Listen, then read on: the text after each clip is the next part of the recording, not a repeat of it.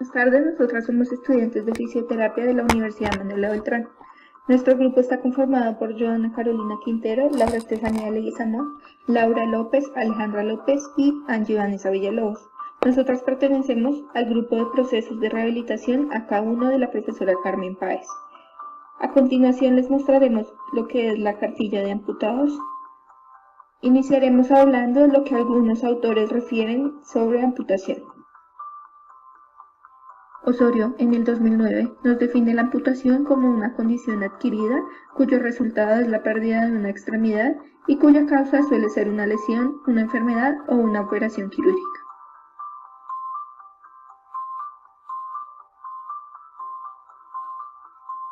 Por otro lado, Martín define amputación como el procedimiento por el cual se extirpa una parte del cuerpo de un miembro o una parte de él a través de uno o más huesos. También dice que se deben distinguir el término desarticulación, que es separar una parte a través de la articulación, que alguna bibliografía utiliza el término de amputación para referirse a ambos procedimientos. Se puede encontrar dicho concepto aplicado a efectos congénitos de las extremidades. Por último, Lorenzo en el 2016 describe amputación como una intervención destructiva que extirpa pero no cura, pero puede convertirse en constructiva cuando se suprime la enfermedad y restituye la capacidad y la funcionalidad. Continuaremos hablándoles sobre la historia de los amputados. Los primeros restos apareció el Código de Hammurabi en 1750 a.C. Este código lo que decía era que si el médico hacía una herida grave con el cuchillo y mataba al paciente o le realizaba algún tipo de tumor o destrucción, sus manos deberían ser cortadas. En la cultura egipcia, los prisioneros de guerra eran amputados delante del faraón. En la cultura india, la amputación de nariz era el castigo para los maridos infieles. Dio lugar al desarrollo de técnicas de cirugía reconstructiva.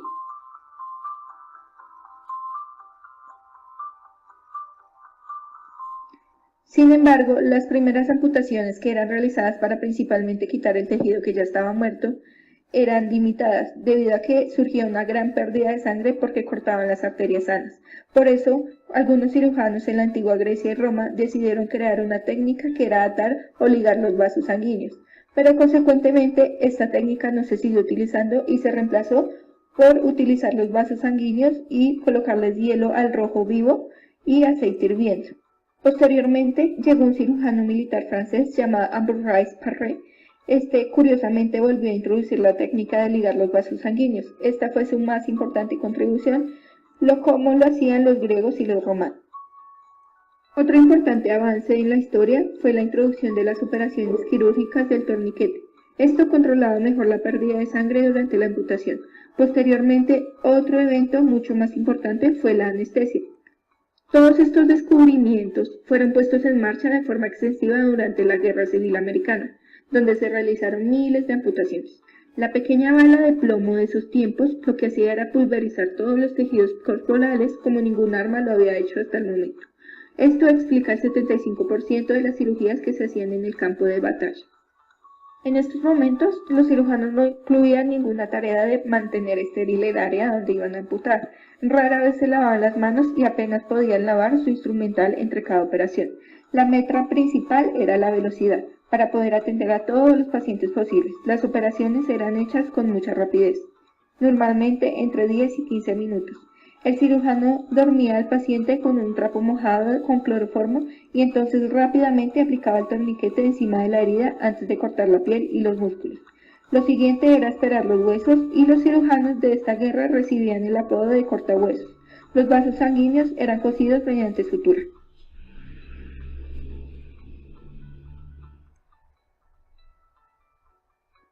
Finalmente, la piel era cerrada alrededor de la zona de amputación, dejando un agujero de drenaje donde podía fluir el líquido. Lo que parezca raro o increíble era que todas las amputaciones que realizaban y los miembros que sobraban eran acumulados frente a la tienda donde realizaban estas amputaciones. El medio de todas las muertes en estas operaciones eran muy elevadas si las comparamos a las de actualmente. De hecho, cada una de 4 pacientes morían después de la cirugía, pero la mortalidad se doblaba si la operación no se hacía durante las primeras 24 horas. Las muertes se producían en parte por infecciones por bacterias. Estas infecciones eran llamadas fiebres quirúrgicas, como resultado de no esterilizar el instrumental. Aún así, miles de vidas fueron salvadas por estas operaciones durante la Guerra Civil Americana. Desde entonces, muchos avances se han hecho en las técnicas han cambiado.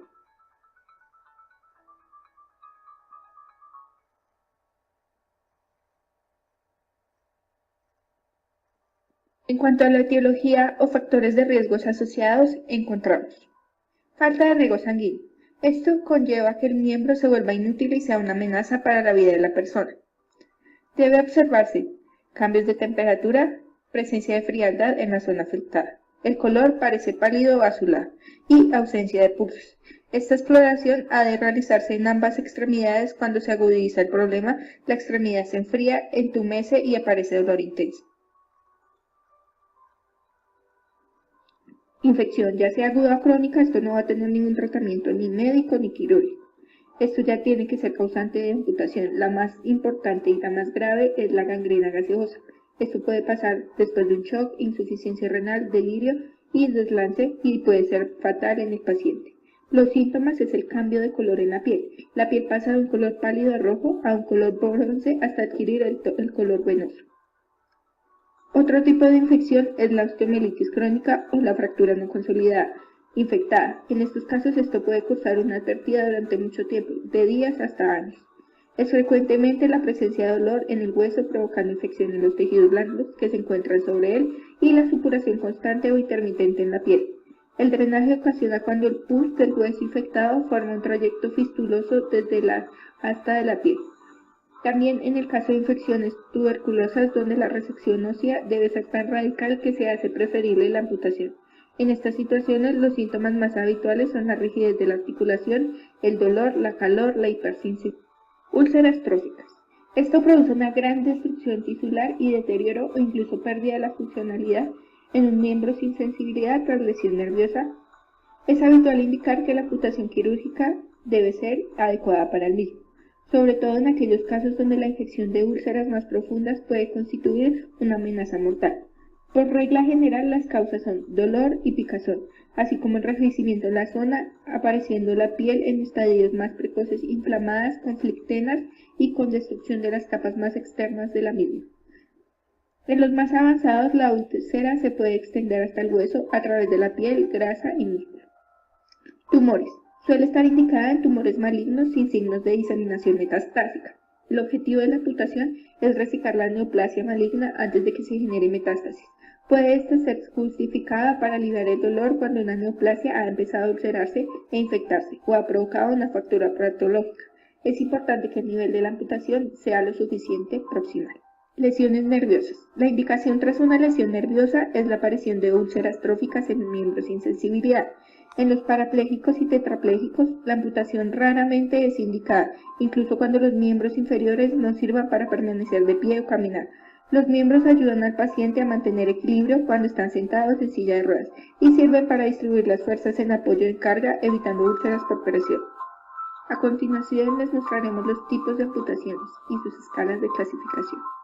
La clasificación anatómica de Oxford comprende tanto miembros superiores como inferiores, como lo observamos en la siguiente tabla, donde H significa húmero, R radio, F femoral y T tibial. Correspondientemente el número 1 indica tercio superior, 2 tercio medio y 3 inferior, respectivamente. Bien, tenemos una clasificación topográfica de Schwartz, donde clasifica la amputación de los miembros superiores e inferiores topográficamente. En la siguiente imagen vemos los niveles de amputación en extremidad superior, desarticulaciones y extremidad inferior. Amputaciones de miembro superior. Amputación de dedo. La retención de un dedo anestésico o parte del mismo en las mismas condiciones, frío y tieso, no sirve para el paciente. En general, el nivel de amputación viene determinado por el nivel de la lesión. Desarticulación de muñeca. La amputación de la muñeca puede ser transcarpiana o puede ser desarticulación mixta de la articulación.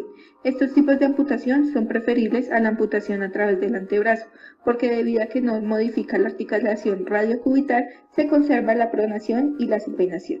Amputación del antebrazo transradial. En las amputaciones a este nivel es deseable conservar la mayor longitud de extremidad posible.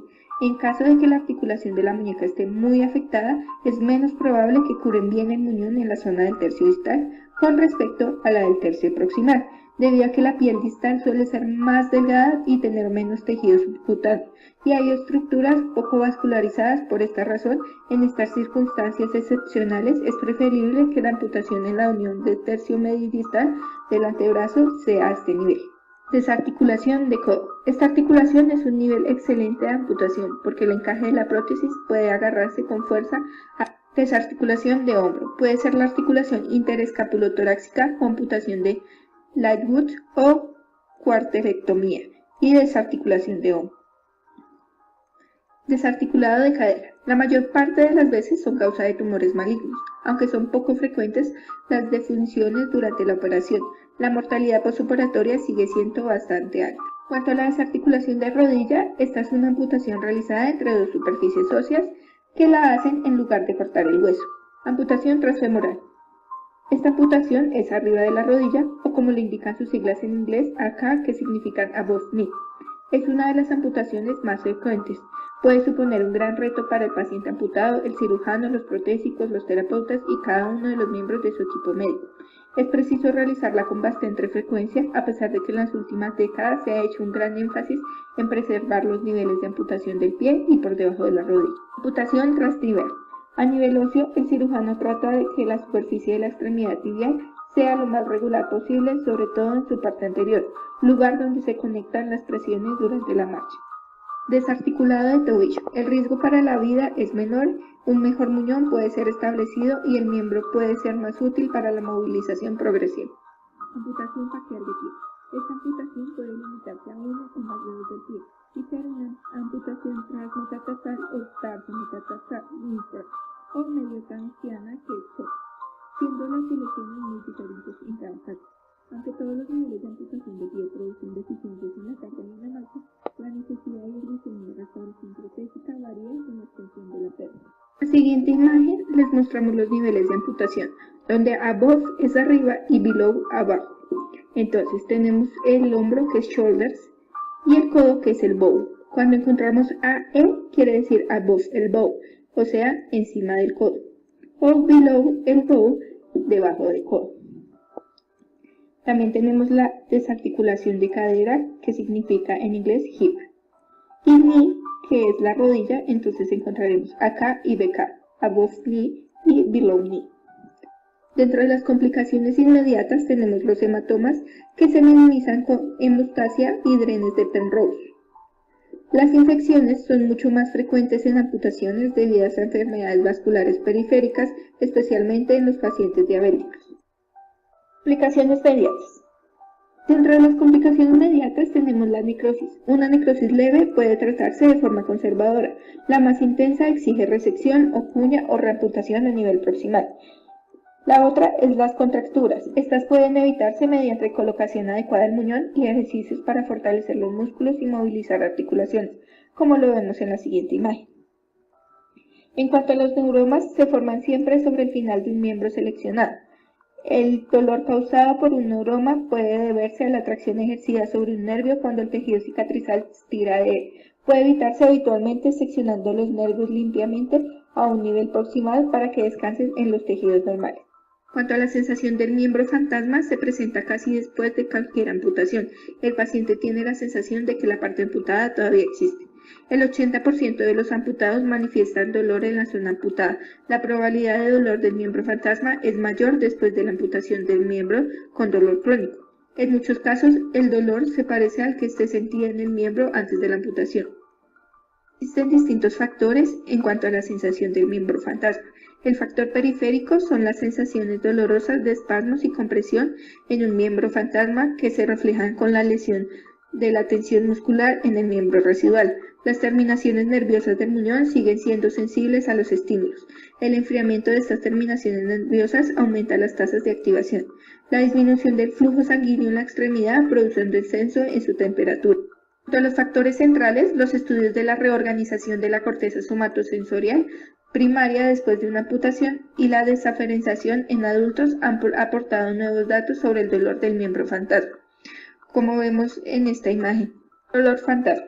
El dolor de miembro fantasma puede ocurrir hasta en el 80% de los sujetos con amputación por trauma o enfermedad vascular periférica. Se refiere a la presencia de sensaciones dolorosas en una extremidad ausente y se clasifica como un dolor de origen neuropático. El dolor del miembro fantasma depende de factores tanto como periféricos como centrales. Los factores psicológicos no parecen ser la causa del problema, pero pueden influir en su evolución e intensidad. El dolor en el muñón es la presencia de dolor en la parte distal del muñón. Las prótesis se definen como aparatos que compensan la ausencia parcial o total de una extremidad. La prótesis tiene distintos elementos, entre estos está el elemento de suspensión que mantiene la prótesis en su lugar, los elementos de control que son correas o cables que actúan y dominan los movimientos del miembro artificial, conos de enchufe o socket, es la parte que adapta al muñón, articulaciones que reemplazan a las anatómicas y dispositivos terminales que son elementos que se colocan en la parte distal de la prótesis.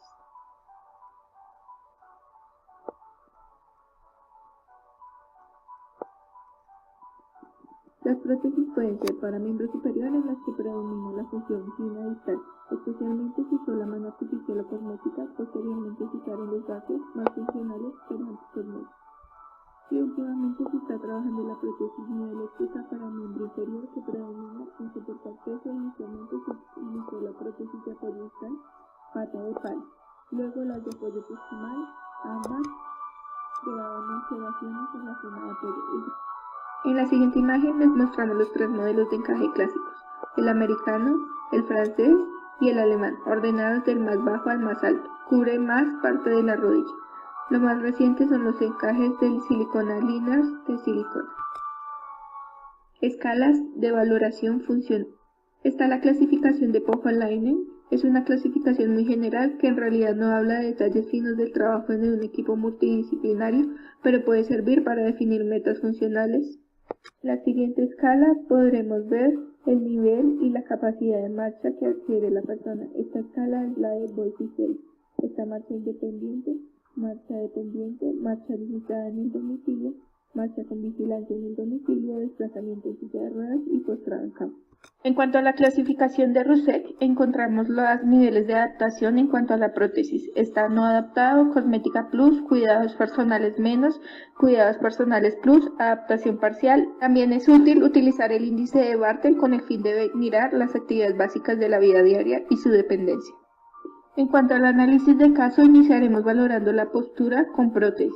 En vista anterior encontramos el hombro izquierdo en ascenso, el flanco izquierdo aumentado, la cadera derecha en su cresta ilíaca en descenso y el pie izquierdo en eversión. Al observar la vista posterior con prótesis, tenemos el hombro izquierdo ascendido, flanco izquierdo aumentado, cadera en descenso, derecha, desviación medial del tendón de Aquiles y pie izquierdo en eversión. En cuanto a la vista lateral izquierda con prótesis, tenemos la cabeza protruida, hombros en antepulsión, abdomen protruido, pelvis en anteversión, aumento de la curvatura lumbar y piernas en hiperextensión. La vista lateral derecha con prótesis tenemos igualmente la cabeza protruida, hombros en antepulsión, abdomen protruido, pelvis en anteversión, aumento de la curvatura lumbar y pierna en hiperextensión. En cuanto al análisis postural sin prótesis, en vista anterior encontramos el hombro izquierdo ascendido, flanco derecho aumentado y descenso de la espina ilíaca derecha. En cuanto a la vista posterior sin prótesis, tenemos la cabeza inclinada al lado derecho, hombros en ascenso, el izquierdo, flanco derecho aumentado, cadera derecha en descenso, rodilla en varo y cuello de pie pronado. En la vista lateral derecha tenemos la cabeza adelantada, hombro en retropulsión, el derecho y cadera en anteversión. Con el fin de obtener más información sobre la terapia en espejo, encontramos un artículo nombrado Síndrome del miembro fantasma, aproximación terapéutica mediante el tratamiento en espejo. Este artículo describía la terapia en espejo como una nueva intervención terapéutica que se centra en mover la extremidad intacta.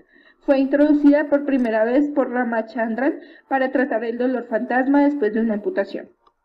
En cuanto a las neuronas espejo, Rizzolani las identificó en un grupo de neuronas con propiedades motoras y sensoriales en el área F5 de la corteza premotora del mono. Estas eran de características parecidas al área de Broca del cerebro humano, reaccionaban ante observación de una acción realizada por otro mono o por una persona. En la neuroimagen, el sistema de espejo parietofrontal estaba en el lóbulo parietal inferior, córtex ventral premotor en la parte caudal del giro frontal anterior. El sistema espejo límbico estaba en la ínsula del córtex medial anterior. En el artículo se planteaba el tratamiento con terapia en espejo. La técnica era colocar la pierna sana dentro de la caja con espejo vertical para sagitar. La percepción visual del reflejo de la pierna integra desde la posición de sedestación o bipedestación de la impresión y da la impresión de conservar las dos extremidades. La prescripción es la duración de 15 minutos, una serie de movimientos con la pierna sana mientras se observa la imagen virtual del movimiento reflejado en el espejo. Las neuronas espejo reducen la actividad de los sistemas que perciben el dolor protopático, permite la reorganización de la corteza somatosensorial. Cuanto al tratamiento farmacológico, se encontraban la ZAINE y los corticoides. Se empleaban para reducir el dolor como la inflamación por vía oral. En algunas ocasiones de administrarse los corticoides, se realizaban mediante infiltraciones en el interior de la articulación. Cuanto a terapia física y rehabilitación, se utiliza termoterapia, que es frío o calor, fototerapia, donde se utilizan radiaciones luminosas, ultravioletas, infrarrojos o corrientes magnéticas y ultrasonidos. La cinesiterapia, con el fin de generar movimiento, electroterapia, electricidad en modalidades alternas y continuas. También se utiliza la terapia ocupacional, y en terapia física, tracciones, en cinesiterapia pasiva, masoterapia e hidroterapia. En el operatorio es importante compensar las patologías de base con el apoyo psicológico, realizar ejercicios generales, ejercicios respiratorios, cuidados posturales, vendaje compresivo, movilizaciones y ejercicios pasivos. En cuanto al postoperatorio, se recomiendan ejercicios respiratorios, apoyo psicológico, equipo multidisciplinar. El médico rehabilitador deberá valorar la situación funcional del paciente y el estado del muñón, con ayuda del técnico ortopédico que aconsejará y controlará la elección y ajuste de la prótesis más conveniente. Es importante la enseñanza al paciente de colocarse y retirarse bien la prótesis, al igual que los cuidados que debe dispensar en la misma.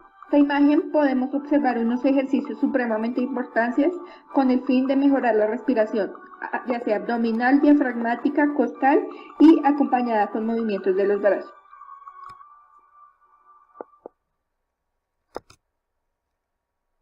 Observamos en estas imágenes, estas son una de las técnicas con el fin de vendar el muñón.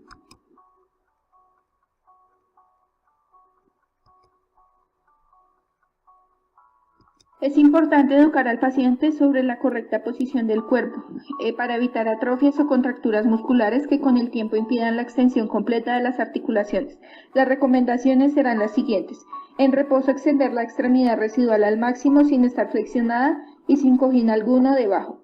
Utilizar colchón firme que le impida que se hundan los glúteos al estar acostado en decúbito supino. Acostarse en decúbito prono con la cabeza hacia el lado sano unos 30 minutos diarios 2 veces al día, sobre todo al inicio de la protetización. Esto produce una ligera contracción muscular de la cadera en la extremidad residual, neutralizando la contractura en estos músculos. Utilizar asientos firmes, ya que esto proviene cambios en la columna vertebral. Cuando no tenga la prótesis puesta, el muñón debe quedar colgando. Se debe utilizar una plataforma que lo sostenga, disminuyendo así el edema. En cuanto a la toxina botulínica serotipo A, en el caso de la hiperhidrosis, hay estudios que avalan el uso de la infiltración subcutánea de esta toxina, habiendo probado antes de este tratamiento la metanamina y sales metálicas.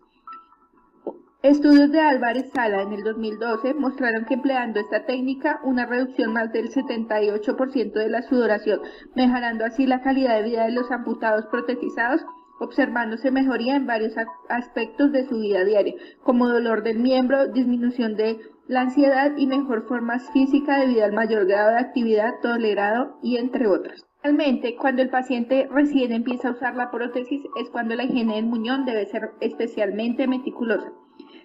Les mostraremos una siguiente rutina con el fin de la higiene del muñón. Primero, lavar el muñón con agua y jabón diariamente. Cuando la piel es especialmente sensible, se recomienda emplear jabón neutro o si hay infecciones menores de la piel, se debe usar desinfectante. Segundo, evitar infecciones, úlceras y mal olor en el muñón. Debe mantenerse bajo un buen régimen de higiene, pues cualquiera de estos males impiden al paciente usar su prótesis durante semanas o meses. Tercero, el muñón debe estar lavado por las mañanas o por las noches. Cuarto, Cambiarse las medias para el muñón todos los días. Quinto, en zonas muy calientes o pacientes que presenten problemas de sudor en el muñón, se les recomienda secarse el muñón varias veces. En algunos casos, y según el tipo de prótesis, se les puede abrir huecos para aumentar la circulación en el aire. Sexto, no usar cremas para la piel, pues estas suavizan la piel y predisponen a la formación de úlceras.